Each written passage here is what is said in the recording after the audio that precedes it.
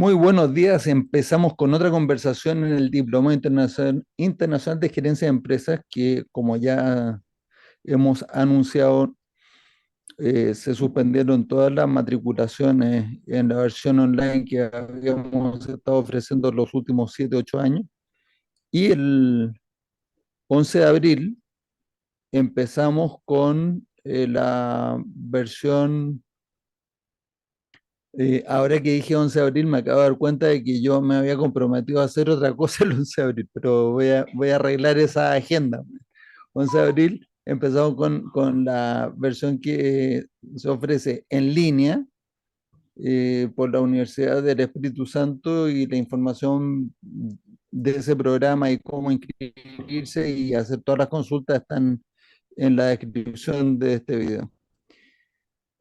Perfecto. Empezamos pues la semana, o sea, o esta conversación después de una semana más o menos movida y con mucha turbulencia respecto de la inteligencia artificial, el chat GPT y el GPT-4. ¿Han probado el chat o Sí, no? estaba jugando hace un ratito, estaba jugando a ver si por el método socrático eh, la- podía llevarlo a los 5 pasos de mejora continua. Empecé preguntándole que era un sistema complejo. Bueno, en realidad lo que pasa es que me parece que ahí no es que está pensando, está buscando en la base de conocimiento y la base de información que tiene y tira muchas cosas que tienen que ver con lo que hay en la red. Pero entonces la pregunta fue, ¿por qué entonces una organización no factura infinito? Y ahí se quedó pensando un rato largo y me dice, bueno, tiene que ser porque existe alguna limitación. Entramos, digamos. Ahí ya se, se configuró que estaba pensando lo que yo quería que buscara. Y entonces me dice que era o una restricción interna o una restricción externa. Exactamente lo que nosotros decimos. Entonces les pregunté cuál sería el primer paso. Supongamos que no hablamos de infinito ahora, que queremos obtener la mayor ingreso posible en una empresa y sabemos que tenemos una limitación interna. Entonces lo primero que me dijo es, bueno, tenemos que identificar la restricción y empieza a decir un montón de cosas de los procesos. Todavía no llegué a que decida cómo explotar, pero bueno, está para ir viendo si la inteligencia artificial nos da esa solución, ¿no? Pero hay que ir Sin llevándolo. embargo, sin embargo, las preguntas socráticas normalmente tienen una especulación o una hipótesis acerca de la respuesta que uno anda buscando cuando hace la pregunta. O sea que Sí. presupone que está preguntando, ya sabe cuáles son los 5 pasos. Lo que sería muy interesante es ver si eh, es capaz de desarrollarlo o deducirlo sin que uno le haga ninguna pregunta socrática de nada, pues. Lo que pasa es que, Pero en mi no me... opinión, el chat GPT es un sistema experto con esteroides. Mm, ¿Se sí. acuerdan de esos sistemas expertos de los 80 y 90 que se programaban en Lisp? Mm. Eh, pero ahora, ayer estuve viendo un video donde decía, pero ¿a qué le decimos inteligencia artificial? No cualquier cosa que automatiza es inteligencia artificial, pero uno le puede decir inteligencia artificial a una calculadora. Claro. Entonces, no, pues. Entonces,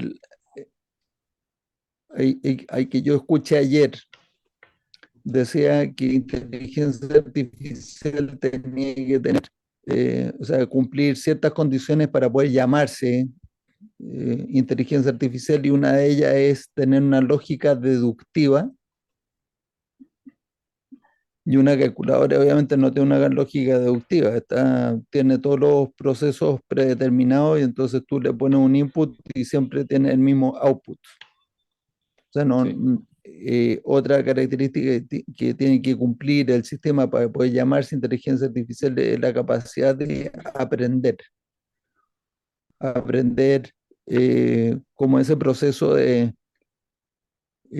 la respuesta, la misma pregunta, a lo mejor no es la misma después de un tiempo que ha examinado otras cosas y entonces uno puede decir aprendió porque ahora está dando una respuesta distinta. A lo mejor aprendió mal porque antes era buena y ahora es mala, pero aprendió algo y a eso uno le puede ir diciendo inteligencia artificial.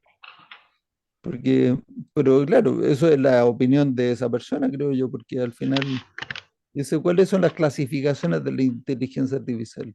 Y al parecer hay, o sea, hay varias como taxonomía, dependiendo de cuál es el criterio que uno elija para hacer la clasificación. Pero hay una en particular que es la inteligencia artificial débil y la inteligencia artificial fuerte. Y la débil viene a ser una cosa que no tiene mucha profundidad, la red neuronal o eh, todo el algoritmo. Y la fuerte, lo contrario. Y, y entonces, al examinar chat, chat GPT 3, porque bien hay 4, la última versión del 3, el 3.5. Eh, el diagnóstico o el juicio fue débil. De hecho, tú le preguntas a ChatGPT, ¿tú te consideras inteligencia artificial fuerte? Y la primera respuesta fue que sí, que se considera fuerte. Pero después le pregunta de otra manera y dice, bueno, pero o sea, ten en cuenta que yo soy una inteligencia artificial débil. Entonces, dice, bueno, mira, yo no sé si será inteligencia artificial, pero por lo menos contradictoria. Y Sí, entonces tiene eso contradicción. me recordó el meme que recibí en la semana que decía, Alexa, enciende las luces. Dice, no soy Alexa, soy Siri. Dice, bueno, Siri, enciende las luces. Ah, ¿y por qué no le pide a tu amiguita Alexa? Y yo dije, bueno, esto ya está empezando a parecerse más al A comportamiento la humano que realidad. uno conoce, güey. Sí, a mí me llegó un meme de esos que decía que Alexa y Siri son las dos únicas mujeres del mundo que verdaderamente escuchan a los hombres.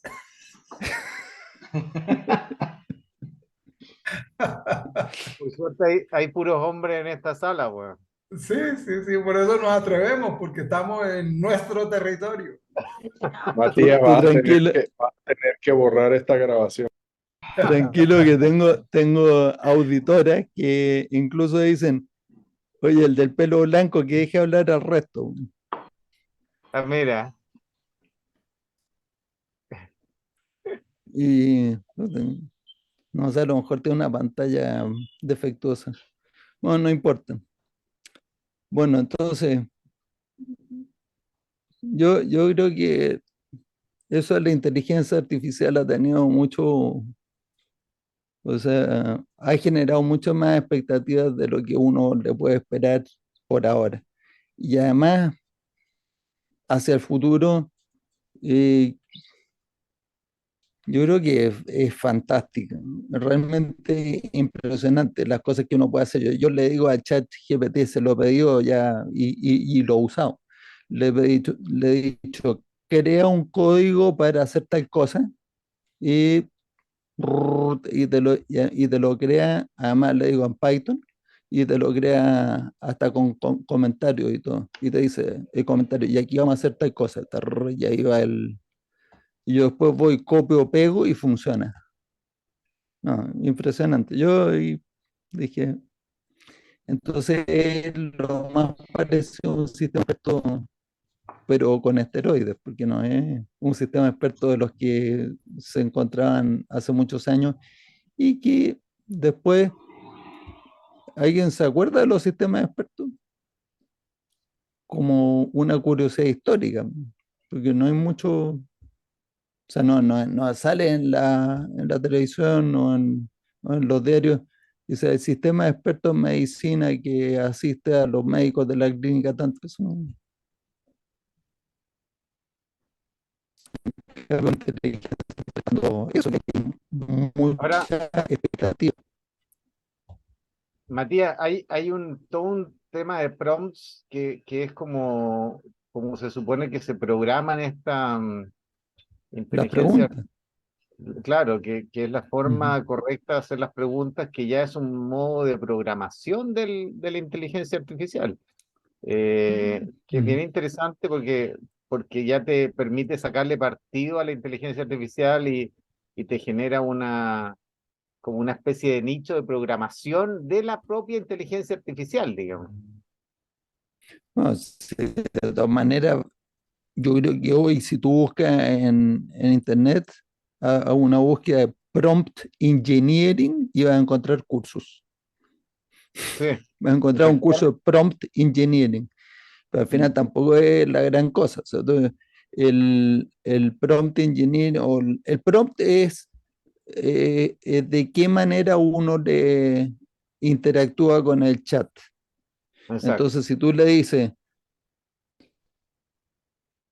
hazme una clave para que la lista esté tabulada. Entonces tú le dices, dame una tabla donde la primera columna sea el país, la segunda columna sea el PIB, la tercera columna sea los habitantes de América del Sur.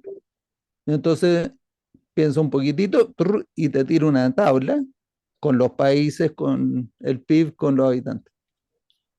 En cambio, si tú le dices, ¿cuál es el PIB de los distintos países de América del Sur?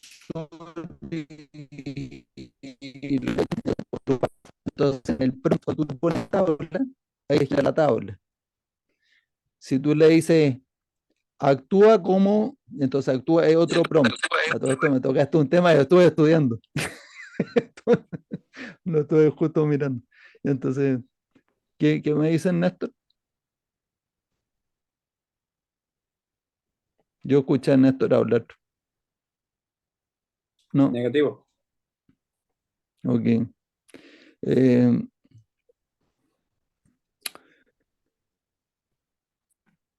bueno, yo lo vi, y no estoy para nada impresionado con la respuesta. Estoy muy impresionado con respuestas a cosas que uno pues ya sabe cuál es la respuesta, pero que es larguísimo o es muy trabajoso para un humano elaborar. Entonces tú le puedes pedir que te haga el trabajo y te lo hace así rápido, como escríbame el código de no sé qué, o hagamos una tabla, no sé cuánto. Todas esas cosas son fantásticas. En cambio, preguntas, eh, las que a nosotros nos interesan en estas conversaciones. Tú dices, ¿cuáles son, hice esta pregunta, ¿cuáles son los mejores ERPs o cuáles son los ERP, los mejores ERP? Una lista de los mejores ERP, lista de otro prompt. Te hace una lista, uno, dos, tres, cuatro, cinco. Una lista de ERPs que usan teoría de restricciones. Y me aparecieron unos que yo tengo, sí, usan teoría de restricciones. Entonces, al final me dice, bueno, ¿qué tan confiable es la cosa? No, no es muy confiable.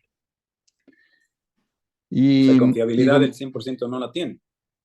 no, no, de hecho, Pero el tema es qué grado estamos dispuestos a aceptar. Porque lo que las preguntas que la mayor parte de la gente está haciendo está en dos categorías. La primera categoría es, estoy evaluando si me responde lo que yo ya sé. Es decir, yo soy el que está evaluando qué tanto conoce.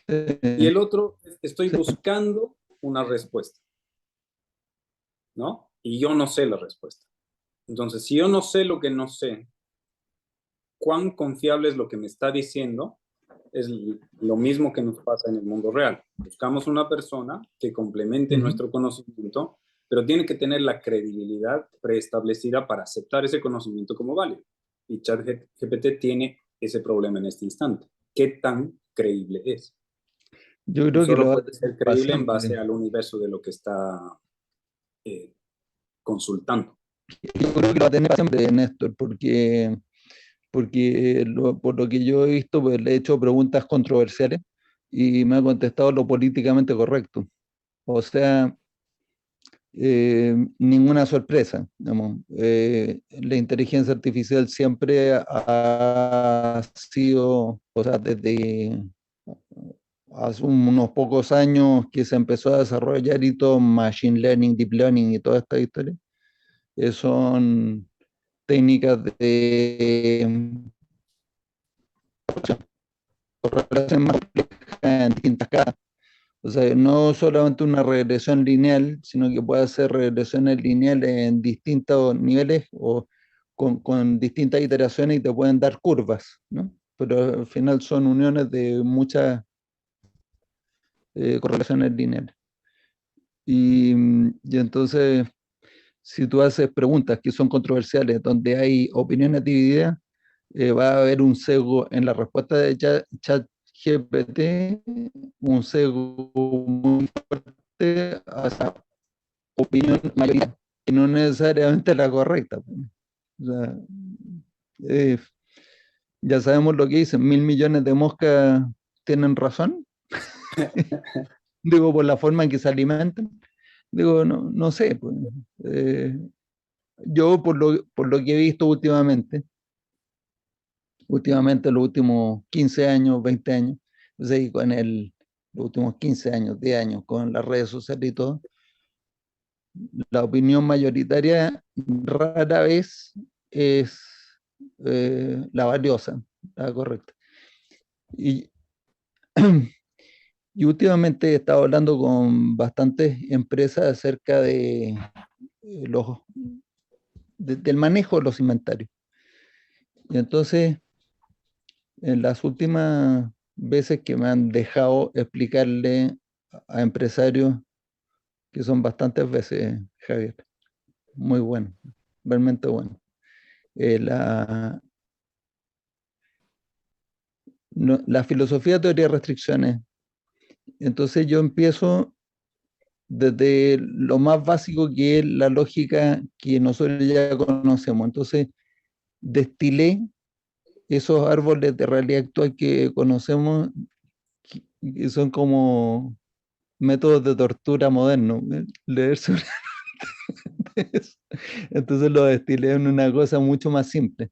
Y dije, esta cosa de los inventarios, uno llega al resultado de que tiene quiebres de stock faltantes y que tiene exceso de inventario. Esos son efectos de estas dos causas, que el pronóstico es incierto y que el tiempo es largo y variable o variable. O sea, si es variable, igual uno tiene que elegir el tiempo largo del rango, así que es tiempo largo y variable.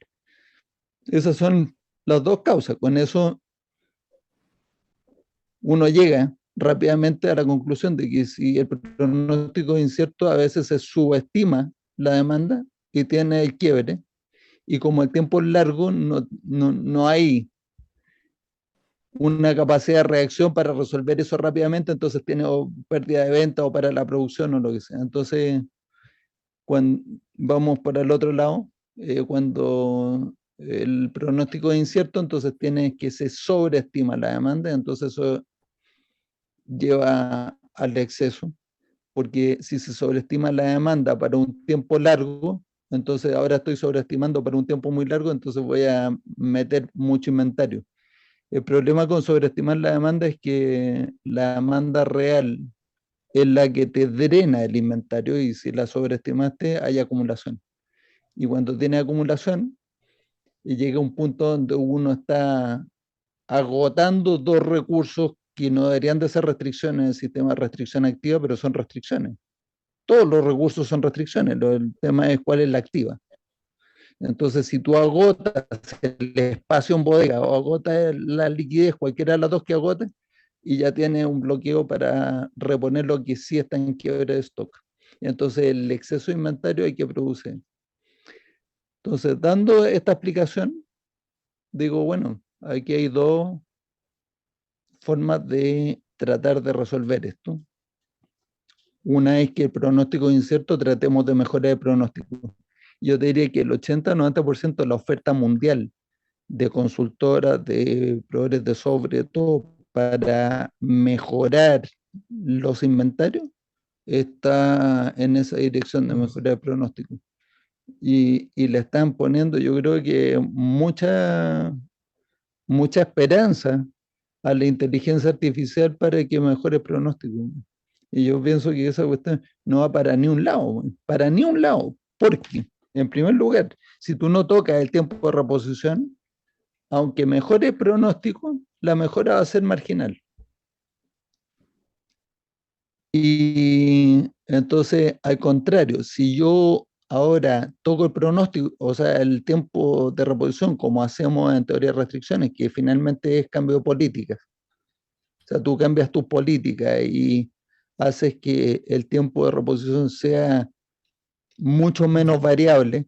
La mayor variabilidad del tiempo de reposición la metemos nosotros con nuestras políticas. El mínimo máximo es un método que por diseño hace el tiempo de reposición variable. O sea que hace poco estaba hablando con una empresa en Argentina que no vamos a decir nombre, así que si ve este programa se va a sentir identificado. Y que me había dicho en nuestra conversación inicial que estaban mejorando, estaban en la campaña. Es una cosa importante mejorar el inventario porque están con sobrestock. Y que uno de sus proyectos de mejora era que estaban ya terminando la implementación de mínimos y máximos en la compañía. Y yo ahí callado. Entonces cuando le hice la presentación, le dije,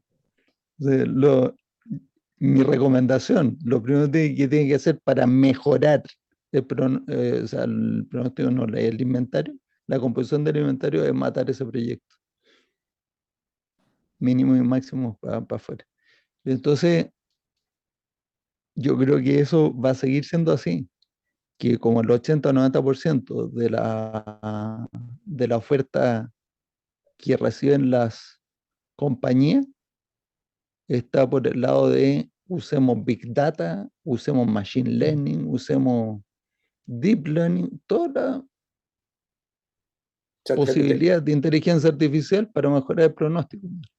Cuando la solución es muchísimo más simple que eso. Mucho más simple. Porque si tú recortas el tiempo de reposición, ahora da lo mismo. De hecho, cuando tú recortas el tiempo de reposición, el error porcentual del pronóstico crece. Crece, porque estamos quitando la agregación, ¿cierto? Y entonces, cuando tú recortas el tiempo, el error porcentual crece, pero la cantidad de inventario necesaria decrece. Decrece al punto de que ya no estoy agotando ni espacio ni capital. Y entonces el problema se resuelve. Porque ahora tenemos suficiente inventario para satisfacer la máxima demanda de la producción sin agotar ninguno de los recursos de la compañía. Entonces es contraintuitivo. En vez de mejorar el pronóstico, la solución pasa por empeorar el pronóstico.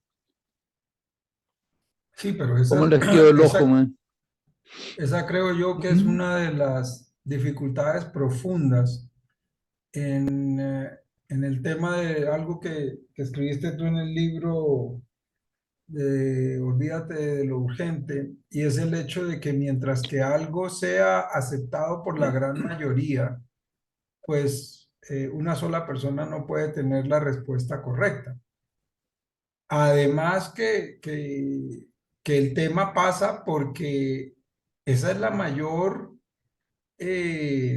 fuente, si se quiere, de dificultad a la hora de convencer a alguien, sobre todo si es alguien de experiencia en manejo de inventarios.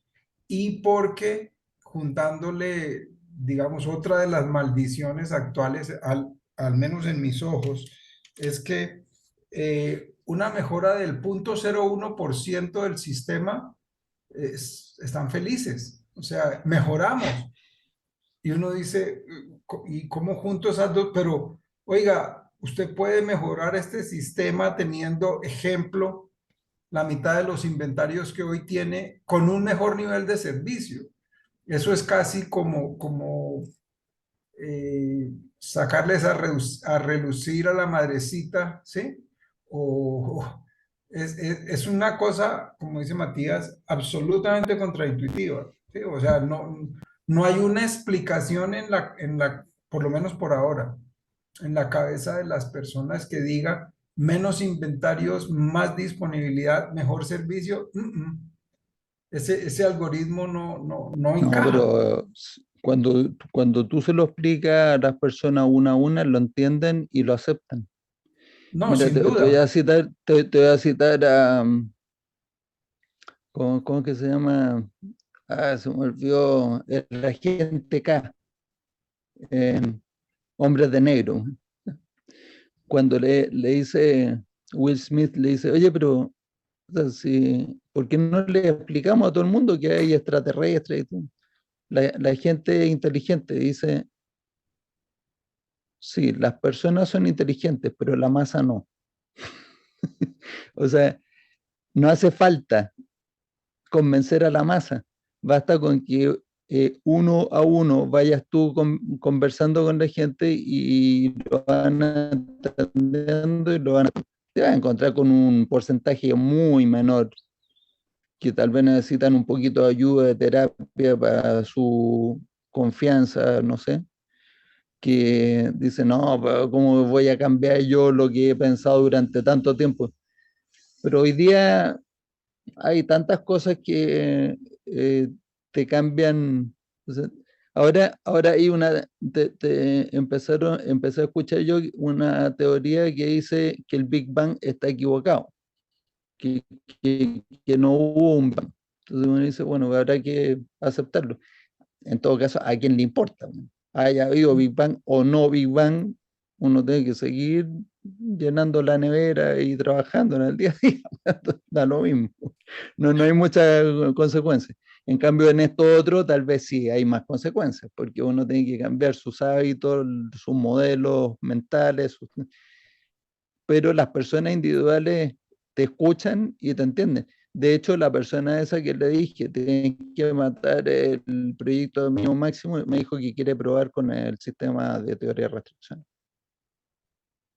Quiere Sí, probar. no, mi comentario no va en la línea de convencer a la masa, que ha sido la discusión eterna alrededor de por qué TOC no es adoptado con mayor velocidad y etcétera.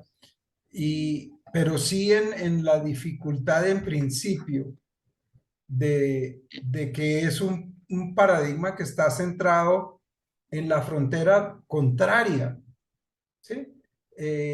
Sobre todo que uno tiene que darse las mañas, diría yo, para poder explicar eso razonablemente rápido, sobre todo si está con el gerente general, ¿sí? Porque no es un tema de cátedra, es un tema como lo plantea Matías, es un tema de si esto hace esto, entonces esto le conduce a esto, y esa lógica la gente es capaz de seguirla.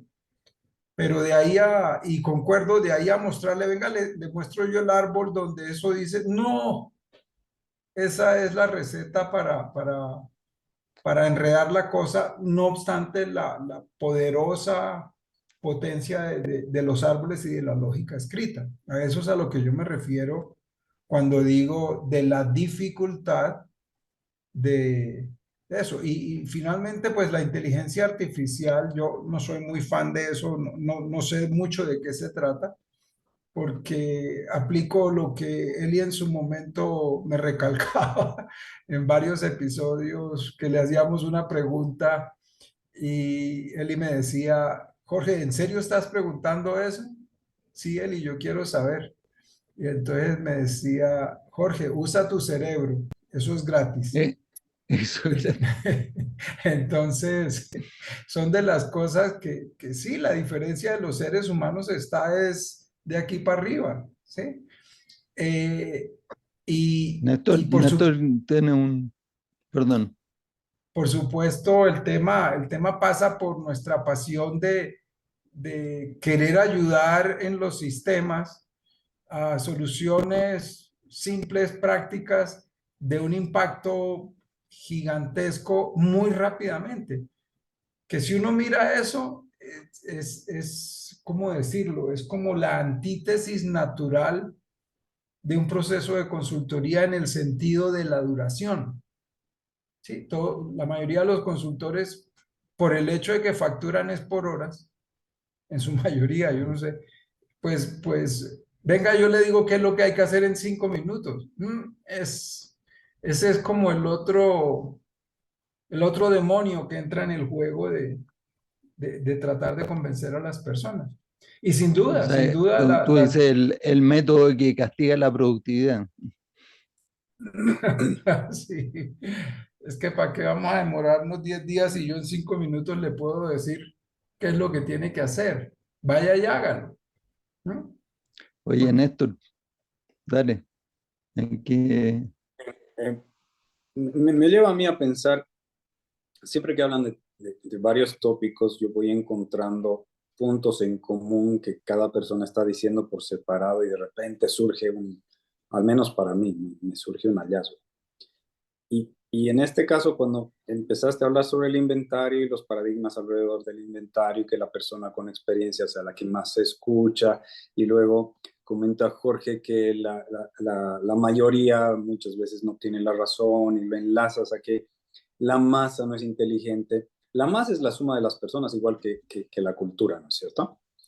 Y es la suma de las opiniones individuales, los comportamientos individuales, lo que fueron aprendiendo individualmente. Y si individualmente hay algo que no conocen y quieren usar su intuición, se están basando en una experiencia personal, directa, o en la experiencia de alguien creíble, un tercero, ¿no es cierto? Y a eso le llamamos intuición. Si toda su carrera o toda su profesión, el ejercicio de su profesión en la empresa ha estado basado en premisas incorrectas, su intuición lo va a llevar a lo incorrecto. Entonces habría mucha lógica en eso, ¿cierto? O sea, tenemos que esperar que eso pase en cualquier organización.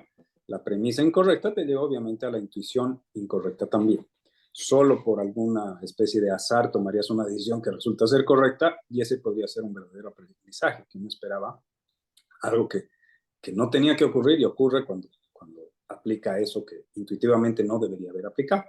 Y a eso muchas veces le llamamos paradoja, ¿no? La paradoja de no hacer lo que todo el mundo dice que hay que hacer.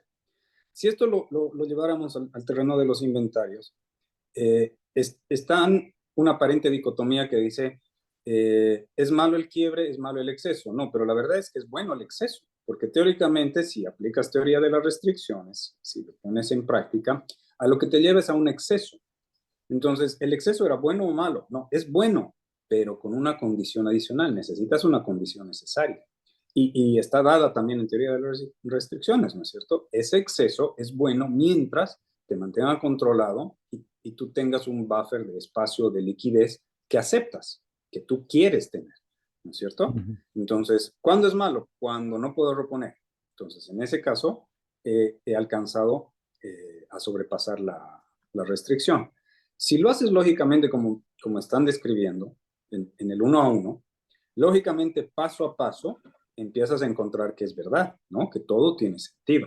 Entonces, una persona paso a paso empieza a cambiar lo que la intuición le decía hasta ese momento. Y creo que el descubrimiento de qué herramientas utilizar mientras uno está hablando con esta persona, también lo hizo él. O por lo menos la sistematizó de una manera muy fácil de comprender para los que estamos viendo teoría de las restricciones, que es el uso de las capas de resistencia como tu segunda herramienta para cualquiera, ¿no? Para la nube de conflicto, para armar los árboles, para eliminar la restricción, para mostrar las soluciones. Si tú no vas acompañado de eso bajo el brazo, es que tú estás usando mal tu intuición, porque tienes que anticipar la resistencia del equipo al que vas a ir. Tienen una característica específica por la que no han cambiado, y es su limitación respecto al conocimiento anterior para intentar nuevas cosas, o la restricción que la empresa les ha impuesto para intentar nuevas cosas. Por ejemplo, penaliza la innovación, penaliza el no hacerlo como siempre se ha hecho. Si tú no vas acompañado de esta herramienta, de usar las capas de la resistencia, y empiezas porque te acepten que el problema es el problema, o antes de eso incluso que tienen un problema, no deberías progresar en explicar absolutamente nada. Mientras no acepten que hay un problema, No hay nada más que hacer, es parecido a tu experiencia con ventas, ¿no es cierto? Con el tema de que primero O escuchas, lo sea, escuchas, lo no, no escuchas, solo, no solo pagas. parecido, no solo ¿Entiendes? parecido, esa es Entonces, la en ventas, la capa de la resistencia es la herramienta esencial de venta. El reconocer que tengo un problema, ni siquiera cuál es, que hay uno. Hablemos cuando reconozcas que hay un problema. Mientras tanto, no hay conversación. Entonces, yo he atado todas estas cosas que ustedes dicen porque esencialmente en la conversación del día a día, eso estamos haciendo, ¿no es cierto? Cuando no hay posibilidad de conversar, se detiene la conversación, porque no hay un punto común sobre el que construir. Mm. Sí, Bueno, eso pues, me ujú. trae el tema también como, oiga, cuénteme qué es esa vaina de teoría de restricciones en 2 minutos, ¿sí? Entonces, y muchos hemos sido valientes en ese sentido y creemos que en 2 minutos podemos explicar, pero y quizás se puede, pero dentro del paradigma corriente de las personas, o por lo menos los gerentes de alto nivel, el tema de deme la pildorita que me resuelve el dolor que yo tengo en 1 minuto, comparable con el tema este de la inteligencia artificial, presumo yo, porque no soy el experto para hablar de eso, es, es un tema que nos trae complicado, ¿no? O sea, eh, en el mismo ser de, hombre, no tengo tiempo, ok, pero no tiene el tiempo es por culpa de uno mismo, ¿no? Pero eso No, sumado el tiempo tiene, claro, claro, el tiempo tiene, igual que todo el mundo, 24 horas en el día. exacto, Usted pero decide en qué lo usa. a eso voy, pero el punto es que a nivel gerencial, ese sí que está arraigado en todos lados. Es, bueno, rapidito, rapidito, porque no tengo tiempo para escuchar lo que sí me puede servir, Bueno, inclusive entonces hasta allá. estamos llegando a la conclusión de que las 5 primeras capas de resistencia al cambio, que son eh, no tengo problema, no estoy de acuerdo con la dirección, la solución no cubre todo, hay ramificación negativa, hay demasiados obstáculos para implementar la solución. Esas son las 5 primeras, ¿cierto? Y esas no son las más importantes, la más importante es la sexta. Y la sexta yo la puedo resumir como la resistencia de actitud. Esa es una actitud, es la actitud ante el interlocutor. O sea, si Javier me está tratando de persuadir de algo y yo creo que Javier no sabe mucho de lo que está hablando o que me van a ir a enseñar a mí que yo tengo mucha más experiencia o que cualquier razón por la cual yo tengo muchas dudas de que lo que me pueda decir Javier me sirva, da lo mismo que me haga el razonamiento que quiera. Man. Ahora, uno dice, bueno, pero es que a través de razonamiento puedes construir ese respeto que No, es verdad, pero la emoción es mucho más rápida que el intelecto, de todas maneras. Y entonces, enganchando con lo que les comenté el jueves pasado, que estoy haciendo experimentos, estoy fascinado, porque ustedes saben que hacer experimentos, ver resultados, ir viendo mm, que efectos predichos se dan o no se dan, y cuando no se dan, uno puede rastrear hacia atrás cuáles son las causas, entretenidísimo. Entonces, las ventas de los últimos 2 meses, bueno, las últimas 3 semanas, si quieren, han ido caminando a una velocidad sorprendente, impresionante. Y el tema ha sido ese. Primero es atacar la actitud. Una de las cosas difíciles de todo esto, o sea, una de las dificultades que tienes que lograr que en primer lugar te llamen para conversar. O sea, si yo llamo a la persona que le quiero vender algo, dice, quiero conversar contigo, ya estamos en una actitud mala. O sea, es la actitud de te voy a dar un tiempo para que me diga lo que tú quieres decir.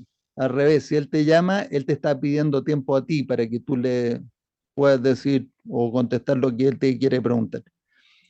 Pero en esa interacción llegué a una fórmula que es espectacular, que son todas las cosas que estamos conversando, de las capas de resistencia, de todo esto, en tres preguntas. Tres preguntas. O sea, primero tengo que entrar en el contexto. ¿De qué vamos a hablar? Vamos a hablar de inventario, por ejemplo, que es lo que estaba hablando durante la última semana con mucha gente. Entonces, el contexto es poco menos que el spin selling, pero recargado, porque en spin selling de Neil Rackham todavía yo veo mucha racionalidad en todo eso. Pero vean esto. Después de que ya sabemos de qué vamos a hablar de que del inventario de materias primas. Entonces vienen estas tres preguntas. Voy a hacer las tres preguntas y les explico un poquitito cómo funciona. Primera pregunta, ¿usted cómo está tomando la decisión de poner? Segunda pregunta, ¿cómo le ha resultado esa estrategia? Tercera pregunta, ¿qué tan prioritario es resolver los problemas que tiene a partir de esa estrategia? Esas son las tres preguntas. Matías, la primera, ¿cuál fue que estaba entrecortada? Sí, la primera es, no voy a revelar todos los secretos. Y lo estamos La grabando la en la primera KGB. es, sí. La primera es, ¿cómo estás hoy día operando? Ahora, Ok. estamos hablando de inventario, es cómo estás tomando la decisión, cuándo compras, cómo decides cuánto comprar, de qué cosas, ¿ya? Ajá. Entonces, ahí te contestan cosas como tenemos el mínimo máximo, hacemos un pronóstico de venta anual, que después se corrige trimestralmente, que después se corrige mensualmente, después se corrige semanalmente. Bueno, te dicen todas esas cosas y uno lo escucha y dice, ajá, perfecto, y le puedes preguntar cosas así. Ahí tienen lotes mínimos también, lotes económicos, no sé, por aquí, por allá. Sí, todo eso. Perfecto. ¿Usan algún software para esto?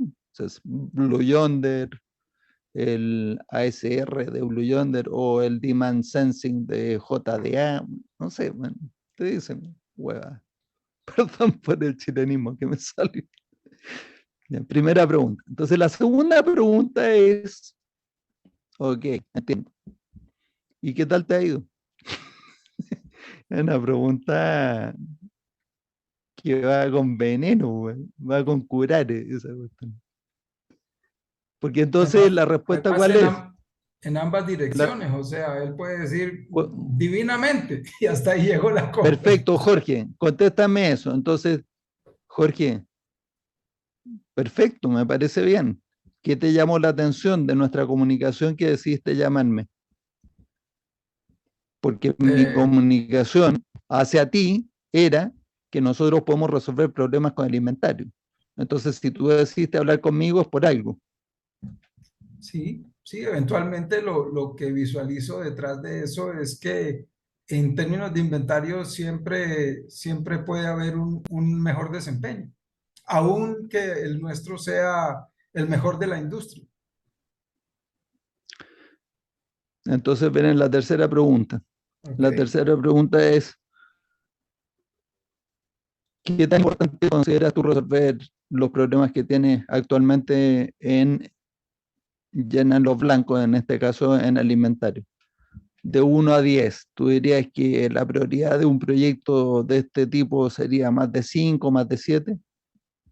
Entonces, si te dicen, no, pues 2, digo, perfecto, entonces tú no tienes un problema que yo pueda resolver.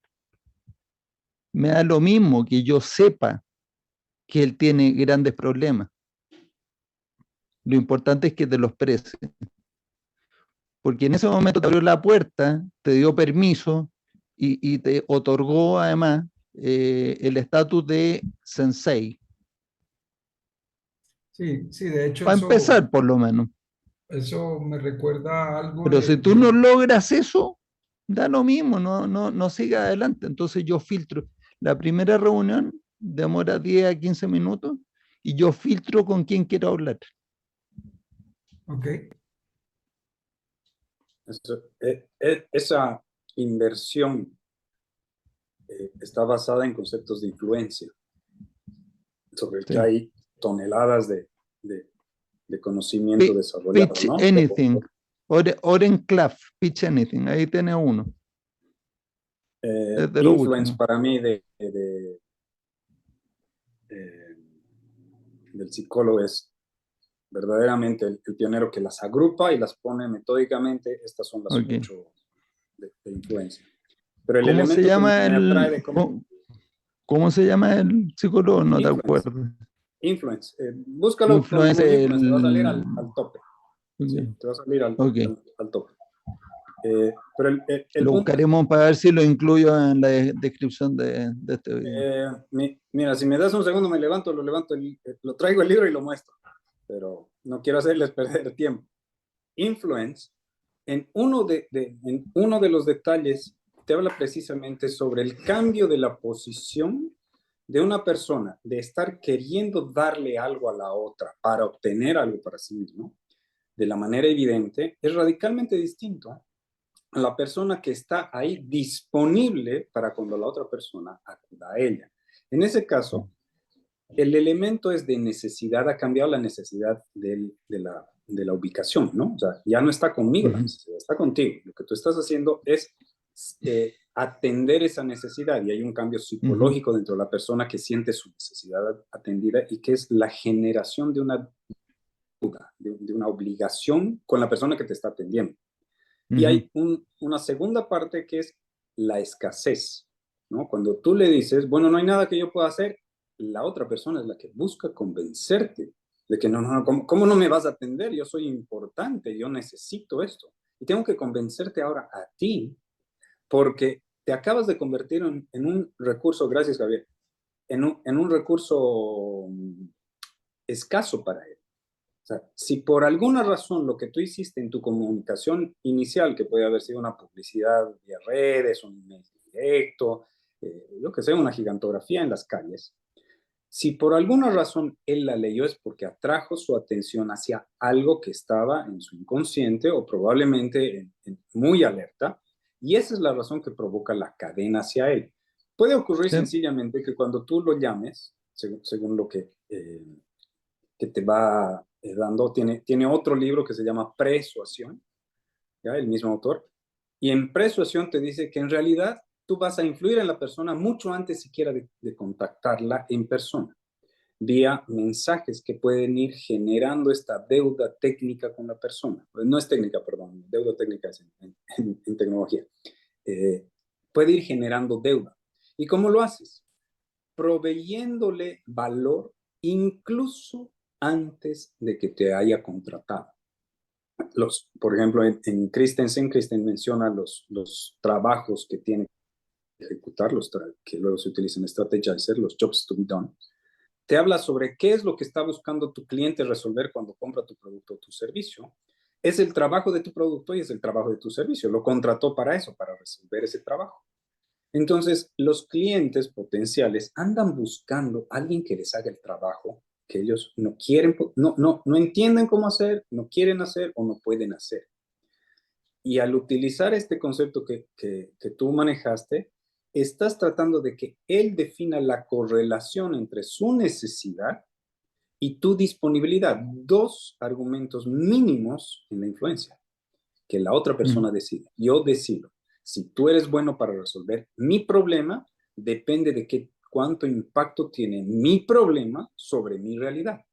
Entonces, si no hay nadie, no hay disponibilidad y nadie lo ha resuelto en mi compañía y afuera nadie parece resolverlo y súbitamente aparece una persona, eres el único proveedor en mi campo de visibilidad. Y eso te hace increíblemente poderoso. Entonces, puedes influir sobre mí cuando lo compruebo. cuando te llamo y haces las preguntas que están en mi cabeza. Tú me estás preguntando cómo opero. Yo siempre estoy analizando cómo opero para tomar decisiones de mejorar. Segundo, me estás preguntando cómo me ha ido y yo sé exactamente cómo me ha ido, pero no me estás preguntando con el fin de criticarme, me estás preguntando para saberlo. Y finalmente la última pregunta que le haces de qué tan prioritario es, yo la reformularía, quizás tú solamente la estás explicando así porque no es la que haces, pero yo la reformularía preguntándole ¿y qué pasa con el resultado? ¿Qué está pasando al respecto? Si esto te está impactando en algún lugar, precisamente alrededor de, y tienes mucha plata atada alrededor de ese inventario que dices que está en exceso, ¿cuánto más o menos es? Para darle esa tangibilidad en su mente que sabes que hay. Entonces, si representa un No, monto yo, muy alto, no, yo estás mintiendo el dolor. le pregunto exactamente a la gente, le pregunto exactamente lo que te acabo de decir. ¿Qué tan prioritario es resolverlo? Porque cuando tú le preguntas cuánta plata tiene atado, le estás pidiendo información que consideran confidencial en muchas compañías y es la primera conversación que tienes con ellos. Claro, pero no estoy hablando de exactamente la Entonces, pregunta, estoy hablando de la y dirección de la pregunta. de hecho, si me contesta y me dice, son 25 millones de dólares, no me dijo absolutamente nada, no sé si eso le importa o no le importa. Es irrelevante, sí. Lo que pasa es que la respuesta, pues, es difícil otra vez, condensarlo en que yo hable aquí 3 minutos, condensarlo es lo mismo que explicar toda la teoría alrededor, pero No, la pero pregunta no tiene que ser está textualmente bien. esa, la pregunta tiene que llevarte a que él te diga, en nuestro caso, si tiene un problema de espacio o si tiene un problema de liquidez o si tiene ambos. Y obviamente, de acuerdo a cómo está yendo tu conversación, ahí es donde yo podría confiar en esa frase que tienen muchos vendedores que te dicen que es un arte vender. No, ¿saben qué? El 80, 90, 95% es método. Y el último 5% sí, es tu intuición, es tu arte para saber qué pregunta hacer y cuándo hacerla, pero viene de haberla hecho una y otra vez. Entonces, si tú hablas de inventarios, y todo está alrededor de inventarios durante toda tu carrera, eres un maestro, eres un artista de esto. Así que la Pero lo que pasa pregunta, es que ya no sabes es cuándo hacerlo, acerca cómo del hacerlo. inventario, Néstor. El problema no es acerca del inventario. El problema real que tienen todas estas compañías es que están en un conflicto crónico con las otras áreas. El hombre que se encarga de hacer las compras de materia prima o el que se encarga de hacer la planificación de la producción o el que compra los productos que después se venden en la cadena de distribución, ese es el jamón del sándwich. Y probablemente queso gruyere por la cantidad de agujeros que ya le han hecho. Porque un mes lo tienen en la mira el gerente general y el financiero con que tienen que reducir el capital de trabajo metido en inventario. Y otro mes el gerente general con el de operaciones que tiene que mejorar la disponibilidad para la producción, para la venta, para no sé qué. Y entre medio tiene conflictos con el de transporte, o sea, logística, con el de recursos humanos, porque le dice necesito más capacidad, el otro le dice tiene suficiente personal. Tienes conflictos por todos lados. Ese es el verdadero problema. Pero entonces cuando tú le dices qué tan prioritario es, yo no le estoy preguntando, o sea, le estoy preguntando qué tanto te importa a ti. Así que Creo que esa en pregunta, vez esa de pregunta va más preguntar en cosas dirección, ¿no? explícitas, tú le haces una pregunta que parece inocente, pero que dispara, o sea, toca tecla emocional allá adentro. Oye, ha funcionado, ha Ujú. funcionado. De hecho, tenemos que terminar esta conversación porque en 3 minutos tengo una reunión. Una, una, Llevamos, una historia llevamos para caminando. compartirles en torno a eso de lo que están hablando. Una cosa muy rápida. En esta semana, una persona me contactó diciéndome, oye, tengo buenas referencias tuyas. Yo sé que TOC me puede ayudar en mi problema, pero es que, mira, coticé con otro colega tuyo y me sacó corriendo porque llegué a la conclusión que era muy costoso y que no valía la pena. O sea, muy alineado con lo que Puede estás ser, diciendo no solo es el tema emocional, sino a veces el componente que acaba de ser la fresa del pastel es sí, pero te pasaste de la raya en el tema del monto, del valor, ¿no? Y entonces ahora yo le dije, y si tú sabes que TOC te puede ayudar, pues dime qué es lo que esperas, porque muy en la dirección de lo que estás diciendo. Sí, si el otro te cotizó 1 y esperas que yo te cotice, o el otro te cotizó 10 y esperas que yo te cotice 1, pues tampoco va a pasar, ¿no? Es que, Jorge, yo ante eso te puedo argumentar, el otro te cotizó 10 y te pareció muy costoso y yo creo que es muy costoso para el resultado que va a obtener. Yo te voy a cotizar 50 y va a ser una ganga. Te lo puedo argumentar, man. Pero vamos a ver. Eso es hacia el final, cuando me empiezan a preguntar Sí, cuánto vale y mucho interés, bueno. Así que, oye, entretenida El la proceso, conversación de hoy. si me dejas solamente cerrar con una conclusión Es que no alrededor de puedo. justo ese comentario, No, todo lo que tú estás haciendo, es bueno, sumamente tienen que rápido. cerrar en 30 Proceso, segundos. o sea, el proceso de venta es básicamente un proceso de construcción de valor y se cierra cuando el valor aparente de lo que le voy a entregar está dentro de los parámetros del precio que estoy dispuesto a pagar. Bien dicho. Muchísimas gracias. Nos vemos próximo jueves, como siempre, y que tengan excelente semana. Doctor, Abrazos. esto es inédito. No abrió la boca el doctor Arévalo, güey. que